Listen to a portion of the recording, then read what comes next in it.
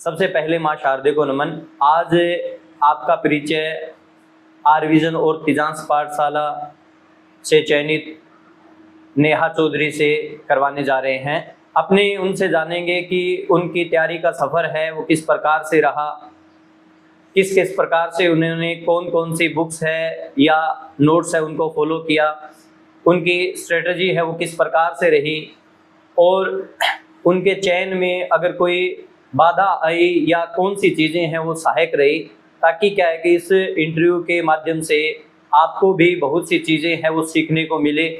आप उन चीज़ों, अच्छी चीज़ों को जो क्या है कि इन्होंने फॉलो किया जिससे इनका चयन हुआ, उनको आप भी फॉलो करें। और ऐसी चीज़ें जो इनको तैयारी में व्यवधान आया या जिनसे ये डाइवर्ट हुए, उनको क्या है कि आप ध्यान रखें कि ताकि आप भी डाइवर्ट न हो। तो बिना किसी देरी के मैं स्वागत करना चाहूँगा नेहा का। नेहा, आपका आर विजन और तिजांस पाठशाला में हार्दिक स्वागत है। आपको चयन की बहुत बहुत बधाई। Thank you sir. और ये हमारा सौभाग्य है कि हमारा ये पहला ही बैच था और इस पहले ही बैच में लगभग सेकेंड ग्रेड और थर्ड ग्रेड दोनों भर्तियों में लगभग 38 सिलेक्शन हैं वो हम दे पाए। अच्छे बच्चे हैं वो थे, सभी बच्चे मेहनती थे और सभी क्या है एकदम अच्छे से पूरी प्लानिंग को फॉलो करने वाले थे, जिस वजह से हम इस रिजल्ट पे पहुंच पाए। सबसे पहले मैं नेहा को कहना चाहूँगा कि वो अपना परिचय है वो दे, अपने थोड़ा फैमिली बैकग्राउंड के बारे में बताए। Thank you sir for the warm introduction. First of all, I would like to thank God and my family, and then to the dedicated teachers of the Institute R Vision and Tijansh family, that I am sitting here in front of all. In this whole journey, the teachers of both institute helped me to achieve this state where I am today. Hello to everyone who is now watching me here sitting with this dedicated teacher Anuj sir. My name is Neha and I came from a very middle class family where the values always inspired me to achieve bigger things in life. And with the grace of God, in my first attempt, I achieved this stage which I always dreamed of. And today I am serving the nation with very, I can say, generous work of a teacher at school in Kerala, in Jodhpur. And all I achieved is because of these two institutes and their guidance.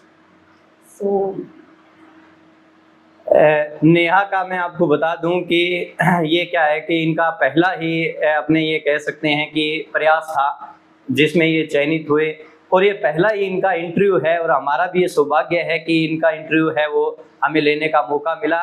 इसलिए थोड़ा सा nervous हो रहे हैं, तो आप बिल्कुल relax रहें, ऐसी कोई बात नहीं है, ठीक है। आपकी जर्नी कैसे रही उस इस प्रकार से आप बताएं। आप लगभग कितने टाइम पीरियड है वो आपने जो तैयारी को दिया जिससे क्या है कि आप ये मुकाम हासिल कर पाए? तैयारी मैंने शुरू की थी 2022 के अंदर, मिड जून के अंदर, जब रीट का एग्ज़ाम मैंने पहली दफ़ा दिया और उसके लिए मैंने सिर्फ घर पे सेल्फ स्टडी की थी। फिर वो मेरा एग्ज़ाम क्लियर हो गया। फिर उसके बाद मुझे मेरे पेरेंट्स ने ऐसे बोला कि सेकंड ग्रेड की तैयारी करनी चाहिए, उसके लिए मुझे प्रॉपर गाइडेंस की ज़रूरत थी। और तभी मुझे पता चला कि सर और बैच जो है वो शुरू कर रहे हैं, और बिना गाइडेंस के मुझे नहीं लग रहा था कि मैं ये कर लूँगी खुद से, क्योंकि उससे पहले मैंने कभी कोई कोचिंग नहीं की थी। अगस्त 5 को सर का बैच का फर्स्ट सेमिनार था, जब मैं सर से पहली दफ़ा मिली, तभी से मैं सर के कांटेक्ट में आई। और उसके बाद विद इन 4 and 5 months मैंने पहला कंपटीशन का एग्ज़ाम दिया, जो कि बहुत ही अच्छा गया। और उसका कंप्लीट जो क्रेडिट है वो मैं आर विजन और तिजांश पाठशाला की जो टीम है और सर हैं और मैडम हैं, इन सबको देती हूँ, क्योंकि इनका जो गाइडेंस और सपोर्ट था उसके बिना ये बिल्कुल इम्पॉसिबल था। इन फर्स्ट अटेम्प्ट मेरा जो है सिलेक्शन होना, वो मेरे लिए तो एक ड्रीम से कम ही था। अगर इनके साथ मैं नहीं जुड़ती तो वो नहीं हो पाता। So thank you sir. ये तो नेहा का बड़प्पन है कि वो अपने चयन में पूरा क्रेडिट है वो हमें दे रहे हैं, परंतु मैं कहना चाहूँगा कि किसी भी विद्यार्थी के सिलेक्शन में केवल और केवल शिक्षकों का योगदान ही नहीं रहता, उसके अलावा जो परिवारजन हैं उनका भी काफ़ी सपोर्ट रहता है।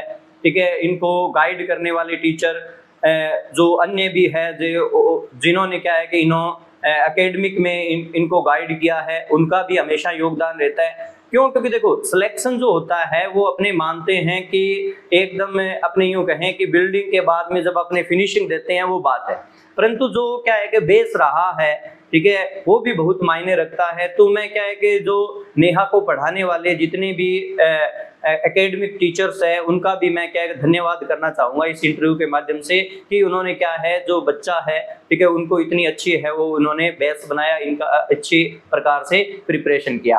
क्या आपको जैसे गाइड करने में आर विजन तेजांश पाठशाला की टीम के अलावा, ठीक है, कोई और शिक्षक जिन्होंने कहा कि भी क्या है कि आप इस प्रकार से तैयारी करें या यहाँ पे तैयारी करें, जिन्होंने आपको गाइड किया? हाँ जी, मेरी फैमिली में भी हैं जो एजुकेशन डिपार्टमेंट से जुड़े हुए हैं, और उसके अलावा जिन्होंने मुझे कंपटीशन के बारे में गाइड किया, सबसे पहले वो मेरे बहुत ही ऐसे अच्छे जिनको मैं गुरु के तौर पे देखती हूँ स्कूल टाइम से, वो है नरेश सर, और उनकी वजह से मैं आप सबसे मिल पाई। उन्होंने मुझे गाइड किया कि सर से और आपको मिलना चाहिए और उनकी गाइडेंस में आपको तैयारी करनी चाहिए, तो वो आपसे वो करवा सकते हैं जो आप में पोटेंशियल है, और वही हुआ। मैं पढ़ सकती थी, लेकिन कैसे पढ़ना था, वैकेंसी के लिए क्या अप्रोच जरूरी है और सिलेक्शन के लिए क्या क्या चीज़ें मैटर करती हैं, उसके लिए इससे बेस्ट गाइडेंस शायद मुझे नहीं मिल सकती थी कहीं और से। सो आज जो भी हूँ उसका रिजल्ट नो डाउट इनकी गाइडेंस से ही है।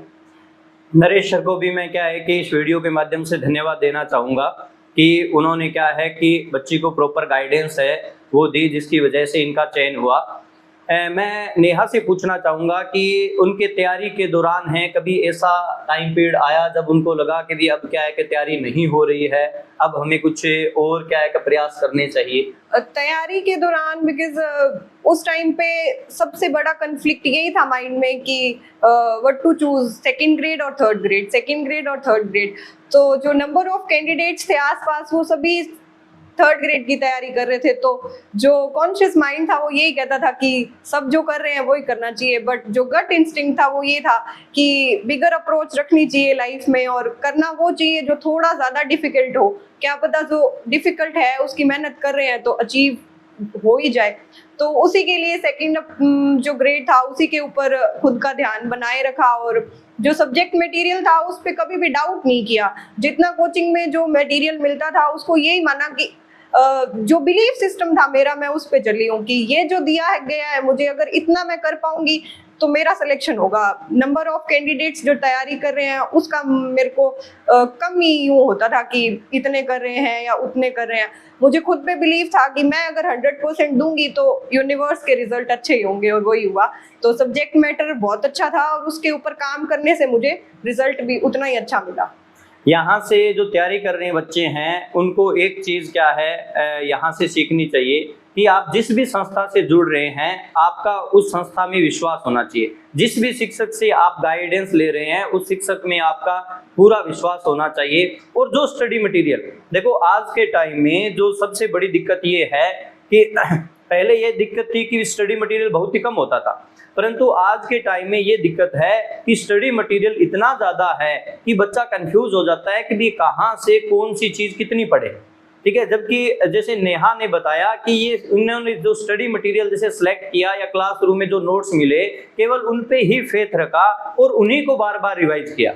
तो ये कहते आज के टाइम में जो बच्चे तैयारी कर रहे हैं उनके सबसे बड़ी, ठीक है, हो सकता है आप इंटरव्यू देख रहे हैं और तैयारी कर रहे हैं, आपके साथ में भी ऐसा हो, आप क्या है कि तैयारी कर रहे हैं और आपको लगता है कि भी क्या है कि उस टीचर की कोई बुक आई है या क्या है कि उस पब्लिकेशन की कोई बुक आई है जो क्या है कि अच्छी है, तो आप पहले वाली बुक को छोड़कर फिर आप एक नई बुक है वो ले लेते हैं और उससे पढ़ने लग जाते हैं। तो यहाँ पे मैं जो भी बच्चे तैयारी कर रहे हैं उनसे मैं एक बात कहना चाहूँगा कि आप जो भी स्टडी मटेरियल पढ़ रहे हैं उस एक ही स्टडी मटेरियल को 7-8 बार वहीं से रिवाइज करें। स्टडी मटेरियल है वो अपना बार बार चेंज नहीं करें, ठीक है, ताकि क्या है कि आपको हर एक चीज़ है वो माइंड में सेट रहे कि अपने को कहाँ कहाँ से कौन सी चीज़ें हैं वो पढ़नी है। सबसे पहले आप स्टडी मटेरियल सेलेक्ट करें। मैं नेहा से पूछना चाहूँगा कि क्लास और टेस्ट है, ठीक है, उसका आपकी क्या है कि सिलेक्शन में कितना का योगदान रहा? आप क्या मानते हैं कि जैसे क्या है कि क्लास है वो ज़रूरी है, या आपके टाइम पीरियड को उस क्लास ने कम कर दिया, अभी तैयारी है उसका जो आप अटेम्प्ट देते, या क्या है कि मैं यूँ कहूँ कि जो सिलेक्शन है उसका टाइम पीरियड जो होता है तैयारी का उसको कम कर दिया, किस प्रकार से हेल्पफुल है? सबसे पहले तैयारी के अंदर जो मैटर करता है वो मेरे लिए तो यही वर्कआउट किया कि मुझे एग्जाम फाइट करना था, उसके लिए मेरी स्ट्रेटजी क्या थी, उसके ऊपर मेरा जो टीचर्स का बिलीव था वो क्या था, उसको समझना कि जितना भी मुझे इन्होंने टाइम मैनेजमेंट सिखाया, जैसे मैं सर से 1-on-1 भी डिस्कस करती थी ये कि सर यहाँ मुझे प्रॉब्लम आ रही है, क्लास में ये डाउट आया मुझे, तो मुझे ये आ रहा है या और मेरे जो साथ में कैंडिडेट्स हैं उनको भी आ रहा है। तो जो मैंने चीज़ महसूस की through out the preparation journey वो ये थी कि आप जितना टाइम कोचिंग को दे रहे हैं उसको सिर्फ ये सोच के नहीं देना है कि कोचिंग जाया है और पढ़ाई हो गई या इंस्टीट्यूट ऐसा बोल रहा है। नहीं, आपको इंस्टीट्यूट एक लाइन देता है, एक जरिया देता है, करना हमें खुद को होता है उसको, और उसका मैनेजमेंट हम खुद डिसाइड करते हैं कि दिस पीरियड ऑफ टाइम हमारा कोचिंग में जा रहा है, this period of time test preparation में जा रहा है, और फिर प्रॉपर स्लीप की भी नेसेसिटी होती है। तो इस सारे शेड्यूल को हमें खुद मैनेज करना है, बिकॉज गाइडेंस चाहे कितनी भी अच्छी हो, हम अगर उसके ऊपर इम्प्लीमेंट नहीं कर रहे हैं तो वो वर्क नहीं करेगी। और जब गाइडेंस अच्छी होगी और हम उस पर इम्प्लीमेंट करेंगे तो रिजल्ट फेवर में ही आएंगे, जो मेरे साथ हुआ। कोचिंग आना, डायरेक्ट कोचिंग से जितना मटेरियल प्रोवाइड हुआ उसको थॉरली रिवाइज करना, डाउट्स हुए वो सर के साथ डिस्कस करने कि सर ये डाउट्स है, ये नहीं हो रहा है, यहाँ प्रॉब्लम आ रही है, जीके में इम्प्रूव नहीं हो रहा है। और इंग्लिश में जो प्रॉब्लम्स थी, जैसे वोकैब की प्रॉब्लम थी जो कि बहुत बड़ी थी मेरे लिए, क्योंकि वो वोकैबलरी सेक्शन मेरा थोड़ा वीक था, तो उसके ऊपर नॉन स्टॉप डिस्कशन सर से, और थ्रू आउट द टेस्ट की कहाँ पे मिस्टेक हो रही है उसके ऊपर घर जाके उन टेस्ट को वापस रिवाइज करना, चाहे नए टेस्ट का ना पढ़ा जाए लेकिन जो टेस्ट में मिस्टेक हुई वो मिस्टेक नेक्स्ट टेस्ट में रिपीट ना हो, इसके ऊपर ध्यान देना। ये सारी चीजें मैटर करती हैं। कोचिंग का मतलब टाइम आवर्स से नहीं, इससे है कि आप उस मेन टाइम में कोचिंग का आउटपुट कितना ले रहे हो, क्योंकि टीचर सारे बहुत अच्छा कराते हैं और अगर उस अच्छे अप्रोच को हम एक्सेप्ट ही नहीं कर पा रहे हैं तो फिर वो गलत हो जाता है। तो जितना कोचिंग का टाइम होता है वो यूजफुल ही होता है, क्योंकि 45 मिनट्स नॉन स्टॉप पढ़ाई वैल्यूएबल होती है और हम कर सकते हैं वो। तो कोचिंग और टेस्ट नो डाउट आपके बेटर अप्रोच के लिए ही होता है और वो वर्कआउट ही करता है वैकेंसी के लिए। और मेरे लिए सर की कोचिंग से बढ़कर कुछ नहीं है, मैं ये कह सकती हूँ, क्योंकि मैंने सब कुछ यहाँ से सीखा और उसका रिजल्ट मुझे उतने ही जल्दी मिल भी गया। बिल्कुल, नेहा ने जो बातें बताई उसमें से कुछ बातें निकल के आ रही है कि एक बच्चा है, ठीक है, देखो क्लासरूम में सारे बच्चे बैठे होते हैं। मुझे भी क्या है कि जब हम पढ़ाते हैं तो सबसे बुरा हमें तब लगता है जब क्या है कि कोई बच्चा है, ठीक है, वो क्या है कि पेपर देने के बाद में अगर उसके कोई कन्फ्यूजन है तो वो कन्फ्यूजन है वो नहीं पूछता।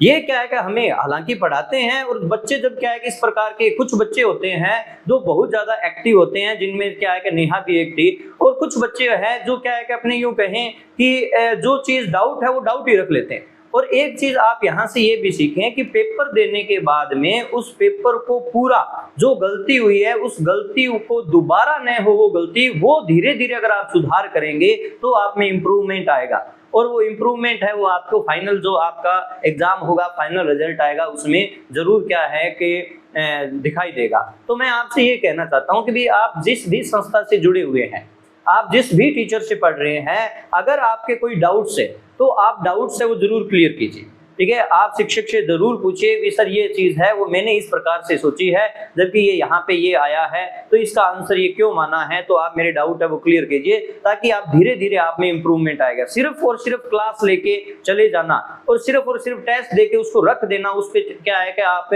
मंथन नहीं करते हैं तो आप कहीं ना कहीं क्या है सही ट्रैक है उसको फॉलो नहीं कर रहे हैं।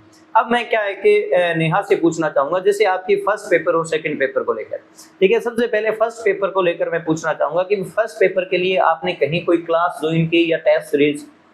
क्लास नहीं ज्वाइन की। फर्स्ट पेपर के लिए मैंने सिर्फ जो तेजांश पाठशाला की टेस्ट सीरीज थी वो ही ज्वाइन की, और टेस्ट सीरीज के अलावा मैंने बस सर की गाइडेंस में, क्योंकि मेरा जीके थोड़ा वीक था तो मैं थोड़ी सी इन पर्सन लिमिटेड मटेरियल पढ़ सकती हूँ, लेकिन बार बार पढ़ सकती हूँ। चलो मैं यहाँ पे आपसे पूछना चाहूंगा कि भी आपने कौन कौन सी क्या है बुक्स है उनको फॉलो किया, ताकि क्या है कि जो देखने वाले बच्चे हैं, ठीक है, उनको बेनिफिट मिले।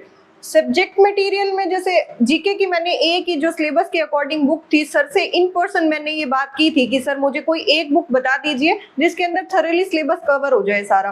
तो नाथ पब्लिकेशन की बुक थी, वो मैंने पढ़ी और 4 महीने शायद मैंने उस बुक की रीडिंग कर दी होगी 10 बार।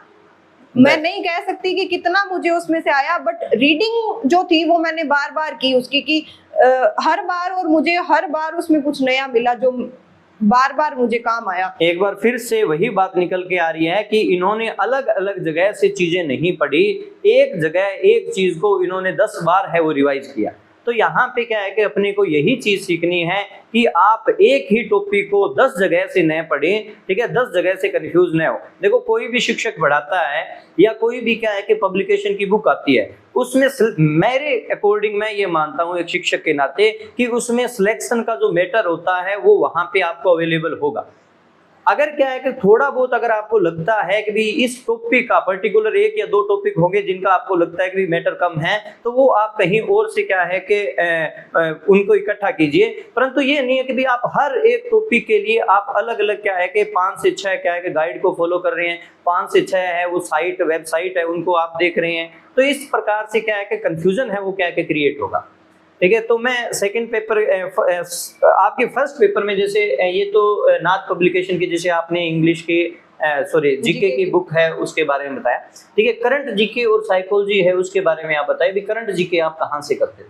करंट जीके ज्यादातर तो मैंने क्रोनोलॉजी से किया, लेकिन उसके अलावा थोड़ी बहुत जो यूट्यूब पे क्लासेस थी, जैसे सुबह उठ के जो ऐसे मतलब डबल की स्पीड में यूं देख लेते थे कि चाय पी रहे हैं तो टाइम वेस्ट नहीं होना चाहिए, और उसमें भी पढ़ाई कर लेते हैं। तो यूट्यूब से करंट अफेयर्स की थी, उसके अलावा मैं ऑनलाइन प्लेटफॉर्म पे कहीं भी कुछ नहीं पढ़ा इस वैकेंसी के लिए, तो बिल्कुल भी नहीं, सिवाय करंट अफेयर्स के।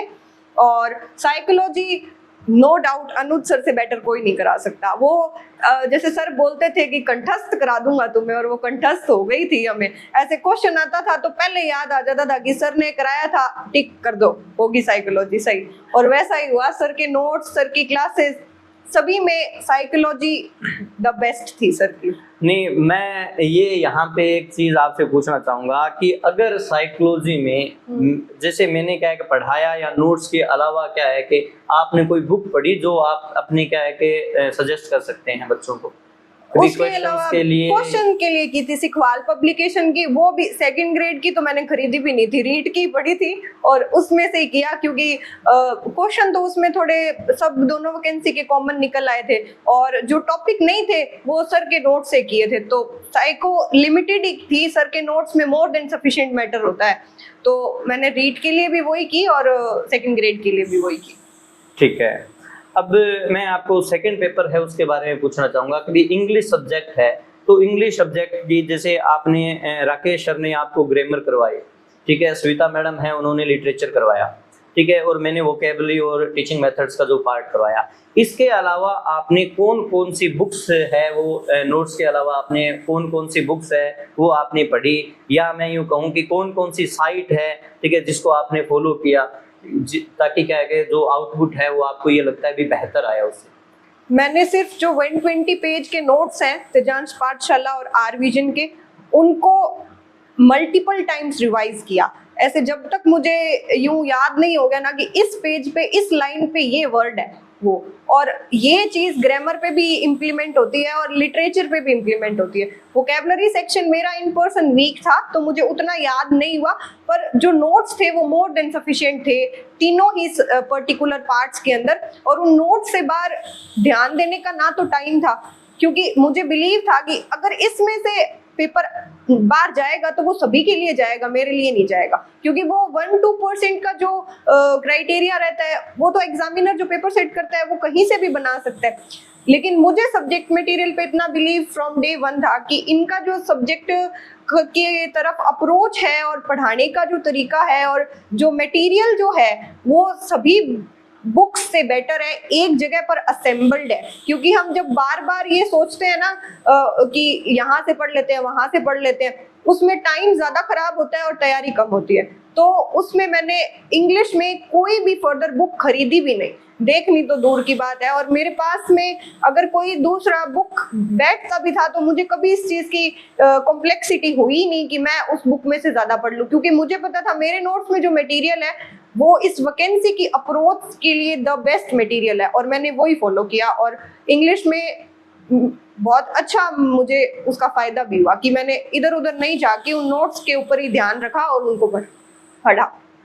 हाँ, मैं यहाँ पे ये कहना चाहूँगा कि हालांकि जो नेहा है वो ये कह रहे हैं कि भी पूर्णतः क्या है कि इनको फॉलो किया, ठीक है। मैं फिर से ये कहना चाहूँगा कि भी आप क्या है कि अगर किसी बुक को भी फॉलो कर रहे हैं, ठीक है, यहाँ पे फिर वापस वही बात है कि आप किसी भी बुक को फॉलो कर रहे हैं या किसी भी टीचर के नोट्स फॉलो कर रहे हैं तो आप उनको ही पूर्णतः रिवाइज करते रहें, ठीक है। बार बार जैसे क्या है कि नेहा ने बताया कि ये नहीं है कि मेरे पास में बैठकर कोई दूसरा, ठीक है, जो स्टूडेंट्स है वो कोई और बुक पढ़ रहा है या कुछ और पढ़ रहा है तो मैं क्या है कि वहां से डाइवर्ट होती थी, बिल्कुल, ठीक है। आपको भी ऐसे डाइवर्ट नहीं होना है।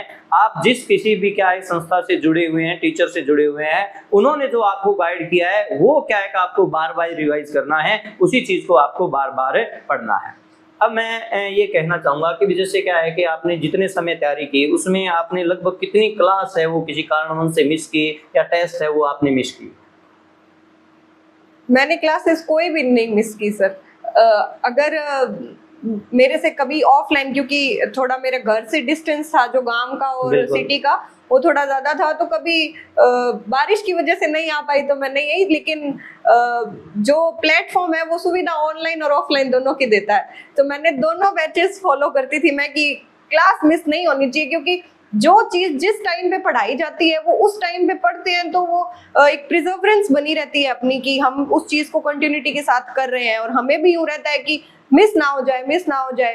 तो क्लास मैंने कोई मिस नहीं की, और जो टेस्ट थे वो भी नहीं मिस किए। मैं टेस्ट ज्यादातर ऑफलाइन ही आके देती थी, और टेस्ट में नंबर्स को मैंने एक हेल्दी कॉम्पिटिटिव अप्रोच की तरफ देखा जरूर था कि सबके आ रहे हैं, मेरे नहीं आ रहे, मैं कहाँ लैग कर रही हूँ। लेकिन टेस्ट को इस चीज से कभी छोड़ा नहीं मैंने कि मेरे तो नंबर नहीं आ रहे हैं, छोड़ देती हूँ, नहीं। टेस्ट में इतने क्वेश्चंस होते हैं, अगर हम मल्टीपल टाइम्स उन टेस्ट के क्वेश्चंस को भी याद करते हैं ना तो शायद 20% सिलेबस तो उसी में कवर हो जाता है, क्योंकि वो इतने एग्जाम अप्रोच से बनाए होते हैं, उनके जो ऑप्शंस होते हैं तो वो याद होने लग जाती हैं चीजें। और साथ में हमें ये टेस्ट होता है कि हम पढ़ रहे हैं उसका इवेल्युएशन क्या निकल रहा है, कि हमने जो पढ़ा उसमें से हम स्टैंड कितना कर रहे हैं, 10%, 20%। तो टेस्ट जो है वो ज्यादा हेल्प करता है अपनों को खुद को ये रियलाइज कराने में कि हम जो सब्जेक्ट मटेरियल पढ़ रहे हैं वो आउटपुट कितना दे पा रहे हैं हम खुद को। तो ये ठीक है। तो अगर अपने साथ साथ में मूल्यांकन नहीं करेंगे, और जो बच्चे इस अप्रोच से पढ़ते हैं, जैसे मैं ये मानता हूँ, मेरा ये मानना है, ठीक है, जितना भी एक्सपीरियंस रहा है मेरा, कि जब आप कभी भी क्या है कि पढ़ रहे हैं, तैयारी कर रहे हैं, तो अगर आपका 40% अगर सिलेबस 30 से 40% सिलेबस हो जाता है तो फिर आपको टेस्ट है वो देने स्टार्ट कर देने चाहिए। कुछ बच्चे ये मानते हैं कि भी क्या है कि एक बार मैं पूरा कंप्लीट सिलेबस करूंगा उसके बाद में क्या है कि टेस्ट देना स्टार्ट करूंगा, तो इससे क्या है कि आप साथ साथ में अपनी तैयारी का मूल्यांकन नहीं कर पाते हैं। आप अगर आपको लगता है कि भी आपने कुछ पढ़ लिया है तो उसके बाद में क्या है कि आपको टेस्ट है वो स्टार्ट करने चाहिए, और जो जो कमियां हैं उनको क्या है कि दूर करते रहने चाहिए। अब मैं यहाँ पे नेहा से ये पूछना चाहूँगा कि जैसे आप आजकल के स्टूडेंट्स में जो सबसे बड़ी मैं जो फील करता हूँ वो ये चीज़ है कि भी सब सुविधाएं हैं, ठीक है, जितनी सुविधाएं पहले नहीं थी उससे ज़्यादा सुविधाएं आजकल है। चाहे स्टडी मटेरियल को लेकर आप देख सकते हो, चाहे आप क्या है कि गाइडेंस को लेकर देख सकते हो, कोई भी क्या है कि कोचिंग इंस्टीट्यूट है, ठीक है, वो अवेलेबल है, या मैं यूँ कहूँ ऑनलाइन प्लेटफॉर्म है वो बच्चों के लिए अवेलेबल है। परंतु क्या है कि मैंने ये देखा है कि भी सोशल मीडिया है, ठीक है, वो क्या है कि बच्चों को कहीं ना कहीं डाइवर्ट करता है, ठीक है। तो आप कितना टाइम है वो सोशल मीडिया पे देते थे, चाहे फेसबुक है, चाहे इंस्टाग्राम है, चाहे आपका व्हाट्सएप है, ठीक है, या आजकल वी चैट वगैरह आ रही है, स्नैपचैट वगैरह जो चल रहे हैं, ठीक है, इन पे आप कितना टाइम देते थे? मैंने तैयारी 4 महीने की थी, अगस्त से लेके दिसंबर तक, और मैं यूँ कह सकती हूँ कि मेरा खुद पर कंट्रोल था सर। एक भी सोशल मीडिया फोन से डिलीट नहीं किया मैंने। शाम को खाना खाते टाइम देखती थी मैं कि क्या हो रहा है, क्योंकि उतना टाइम जरूरी होता है। मेरा तो ये था कि मूड फ्रेश हो जाता है, लेकिन खुद के ऊपर जो कंट्रोल था ना वो किया मैंने इस चीज के लिए, क्योंकि मुझे पता था सोशल मीडिया आपको गलत लेके तब तक नहीं जा सकता है जब तक आप खुद डिस्ट्रैक्ट होना नहीं चाहते हैं। फोन में पड़ा है, फोन आ गया, आपको पता है आपने पढ़ना है तो फोन किसी का भी आए आप छोड़ सकते हैं। आपको ये पता होना चाहिए कि हमें इस टाइम पर ज्यादा वैल्यूएबल चीज क्या है, वैकेंसी इंपॉर्टेंट है, सिलेक्शन इंपॉर्टेंट है, टाइम शेड्यूल इंपॉर्टेंट है। तो फोन आपको डिस्ट्रैक्ट तब तक नहीं कर सकता है जब तक आप खुद नहीं होना चाहते हैं। तो डिलीट बिना किए ही की मैंने तो सर तैयारी, लेकिन शाम को आधा घंटा जरूर देखती थी। नहीं, आप पूरे दिन में, जैसे मैं पूछना चाहूंगा कि पूरे दिन में आप जैसे मोबाइल है उसमें सोशल मीडिया पे कितना उसको क्या ओपन करके देखते थे? सो इस सुबह से लेकर शाम तक, या एक ये शाम को आधा घंटा? शाम को आधा।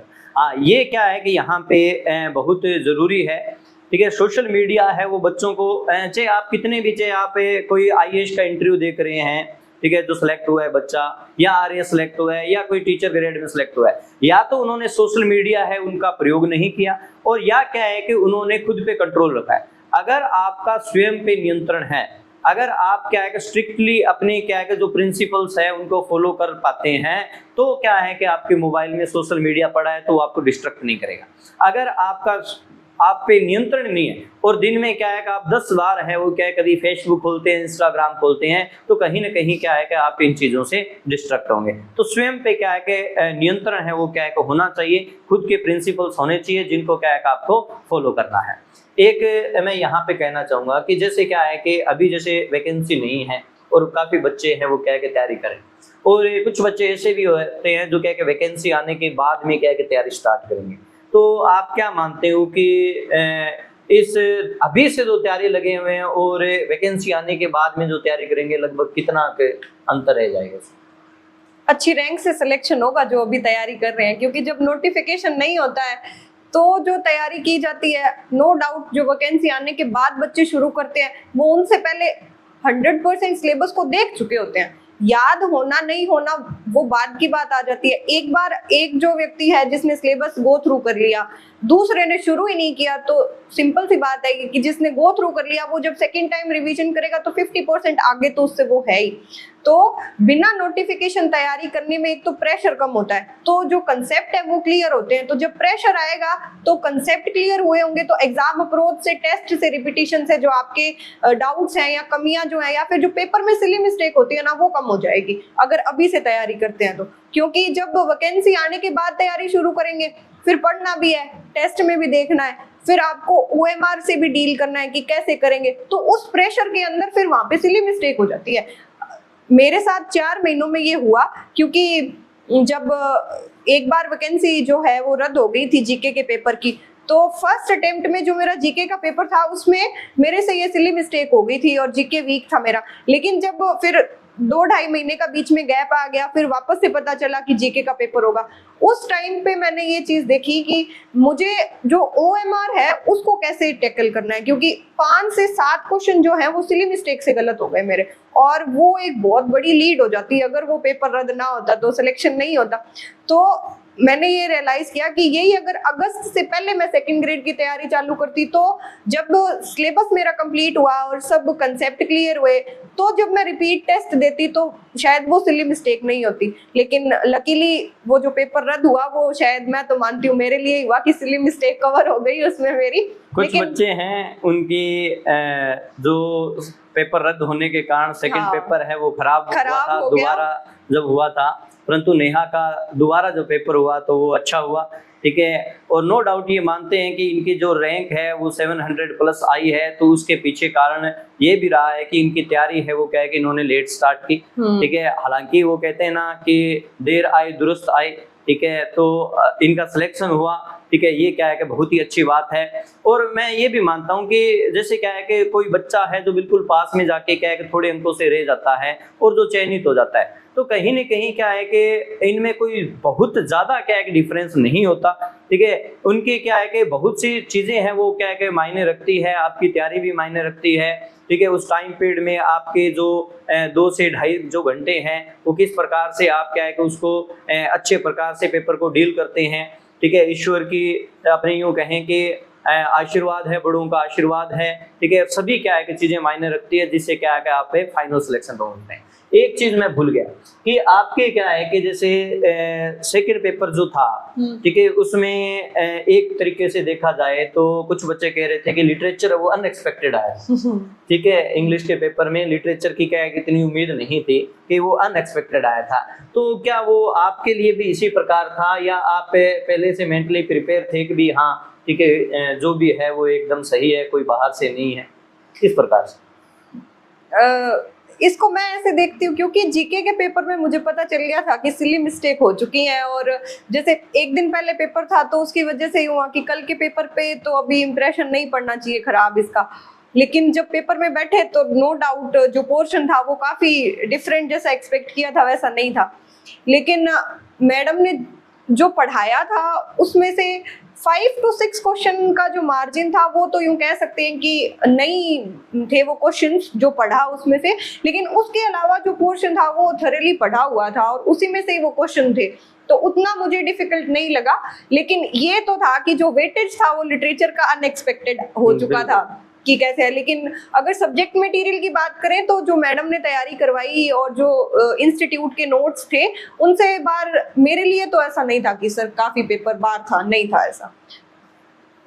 हालांकि क्या है कि जैसे लिटरेचर का पोर्शन था तो जो अपने एजुकेशन डिपार्टमेंट है आरपीएससी के द्वारा डिवाइडेशन नहीं दिया गया था इस बार के पेपर में, ठीक है, तो हालांकि पहले भी इसकी आशंका है वो थी कि भी कहीं ना कहीं पोर्शन है, ठीक है, जैसे ग्रामर का है वो कम आएगा, लिटरेचर है उसको वेटेज दिया जा सकता है, उसके अकॉर्डिंग आपके जैसे 1-2 टेस्ट भी लिए थे भी, आप क्या है कि इसके लिए भी प्रिपेयर रहें कि लिटरेचर का पोर्शन है वो क्या है कि ज़्यादा आ सकता है।